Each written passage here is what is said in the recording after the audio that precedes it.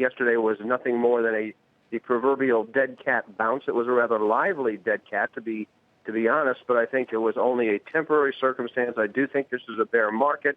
I think it began globally last May.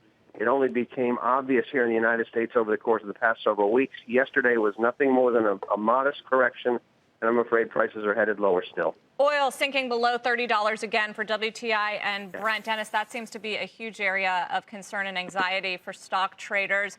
I've read a lot this morning about Iran potentially coming to the market within the next few days, and that's what's pressuring crude, the China story and demand. What is it that you think is this persistent gravitational pull downward for the price of oil?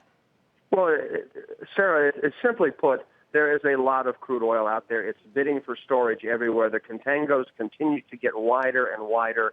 It's a problem that people are not paying much attention to and should.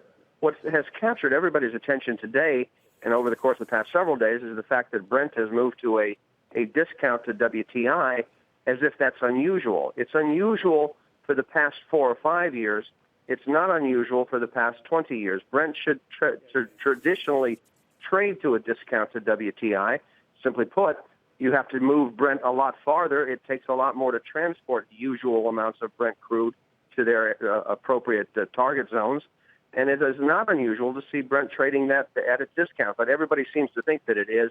It's not. Historically, Brent should trade under. That's what's happening.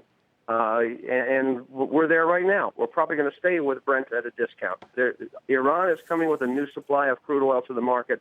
People should understand that, and they're going to be aggressive. The Saudis understand that. They're going to be aggressive. They're having a veritable war, one with the other. Rather than shooting at each other, they're going to fight a war over prices. Dennis, you're pretty bearish then. Where are you hiding? What are you buying? Cash.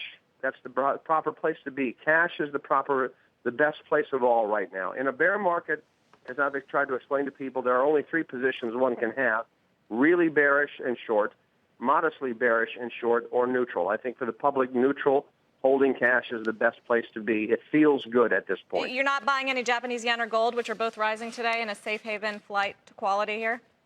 Well, what's happening in the yen, and the yen strength really has surprised me recently until it dawned on me what has happened over the course of the past several years with the bull market in equities.